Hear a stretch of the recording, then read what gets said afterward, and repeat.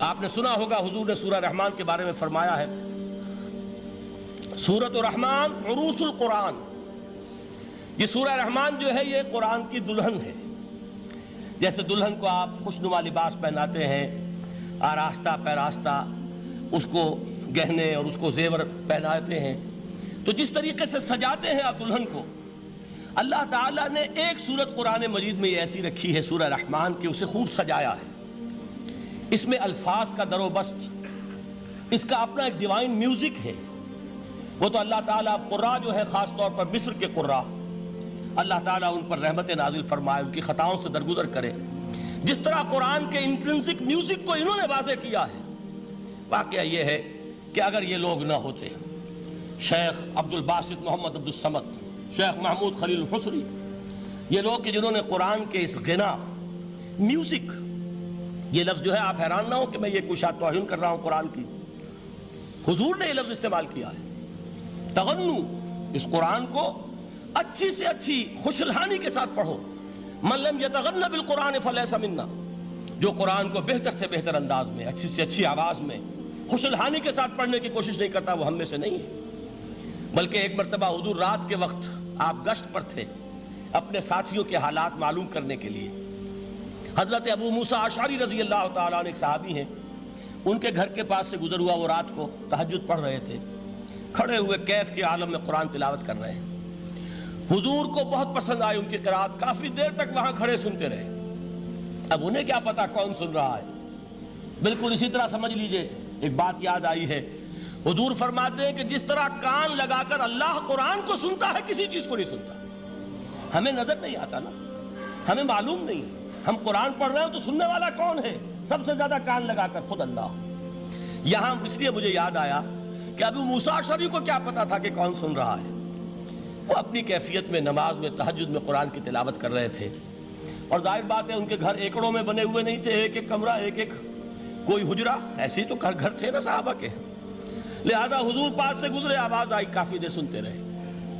اس کے بعد آپ تشریف لے گئے، صبح فجر میں ملاقات ہوئی تو حضور نے تحسین کے انداز میں فرمایا، یا ابا موسیٰ انک قد اوتیت مزمارا من مزامیر آل داؤد، اے ابو موسیٰ تمہیں تو آل داؤد کے سازوں میں سے ایک ساز اللہ نے عطا فرما دیا ہے۔ جس طرح حضرت داؤد، لہن داؤدی مشہور ہے کہ جب وہ پچھلے پہر رات کو حمد کے ترانے الاپتے تھے، قرآن میں ہے کہ پرندے شامل ہو جاتے تھے ساتھ، اور پہاڑ وجد میں آتے تھے، پہاڑ بھی ان کے ساتھ شریک ہوتے تھے۔ تو جس طرح کا اللہ نے ان کو لہن عطا فرمایا تھا، حضور نے تحسین کے انداز میں فرمایا، ہے ابو موسیٰ اشعری، اللہ نے تمہیں بھی آل داؤد کے سازوں میں سے ایک ساز عطا فرمایا۔ بہرحال قرآن مجید کا جو یہ میوزک ہے، قرآن کے الفاظ کا جو حسن ہے، جہاں تک حسن معنوی ہے وہ تو ہر لفظ میں ہے، لیکن یہ حسن ظاہری، حسن صوتی، حسن لفظی، یہ اپنے کلائمیکس پر آپ کو نظر آئے گا سورہ رحمان میں۔ لیکن قرآن میں یہ سورت اس اعتبار سے بھی ممتاز ہے، اس کی 4 آیات پر ذرا توجہ کریں گے، عجیب حقائق سامنے آئیں گے۔ جہاں یہ قرآن مجید کے حسن صوت اور حسن لفظی کی معراج ہے، وہیں اس کی پہلی 4 آیات میں 4 چوٹی کی چیزوں کا ذکر ہے، سب سے اونچی چیزیں۔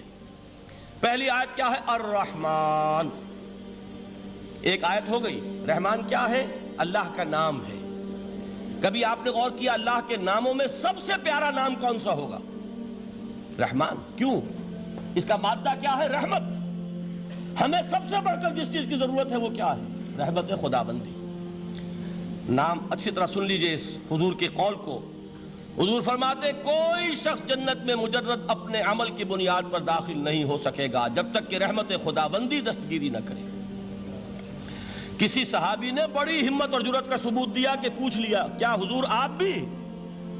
جب آپ نے فرمایا کوئی شخص داخل نہیں ہو سکتا جنت میں محض اپنے عمل کی بنیاد پر جب تک کہ رحمت خداوندی جو ہے وہ دستگیری نہ فرمائے۔ پوچھا گیا کیا آپ بھی؟ آپ نے فرمایا ہاں میں بھی۔ آپ انداز کیجئے کہ اگر محمد الرسول اللہ بھی رحمت خداوندی کے ضرورت مند ہوں تو تاب دیگراں چے رسد، ہماری تو سب سے بڑی ضرورت رحمت خداوندی ہے۔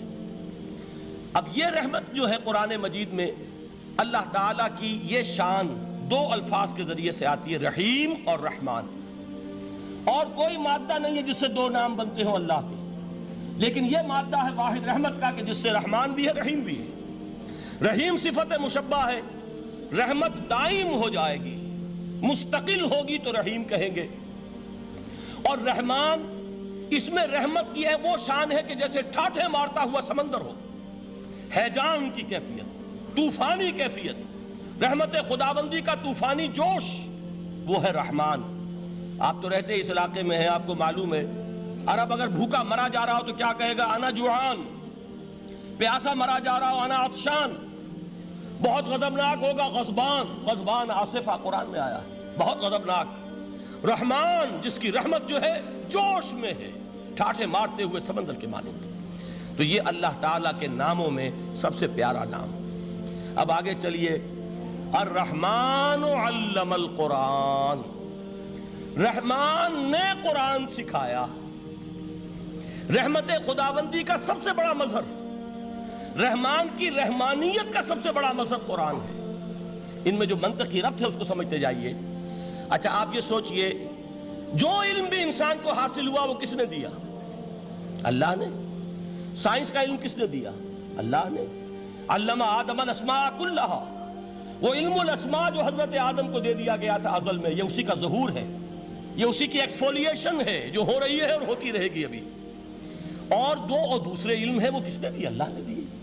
لا یحیطون بشیء من علمہ الا بما شاء، مخلوق میں سے کوئی اللہ کے علم میں سے کسی شے کا احاطہ نہیں کر سکتا مگر وہ جتنا اللہ دینا چاہے۔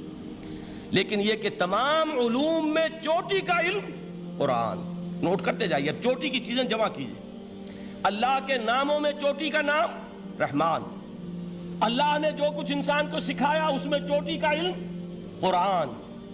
خلق الانسان، انسان کو پیدا فرمایا۔ سوال یہ کہ حیوانات کو کس نے پیدا فرمایا؟ آسمان کس نے پیدا کیے؟ زمین کس نے پیدا کی؟ فرشتے کس نے پیدا کیے؟ کیا مطلب خلق الانسان؟ اس کی تمام مخلوقات میں اس کا کلائمیکس، اس کی تخلیق کی معراج، اس کے تخلیق کا نقطہ عروج انسان ہے۔ یہ ہے کہ جو مسجود ملائک بنا ہے۔ وَلَقَدْ كَرَّمْنَا بَنِي آدَمَ وَحَمَلْنَاهُمْ فِي الْبَرِّ وَالْبَحْرِ وَرَزَقْنَاهُمْ مِنَ الطَّيِّبَاتِ وَفَضَّلْنَاهُمْ عَلَى كَثِيرٍ مِّمَّنْ خَلَقْنَا تَفْضِيلًا۔ تو تخلیق میں سب سے اونچی تخلیق انسان کی، علموں میں سب سے اونچا علم قرآن کا، اللہ کے ناموں میں سب سے اونچا نام رحمان۔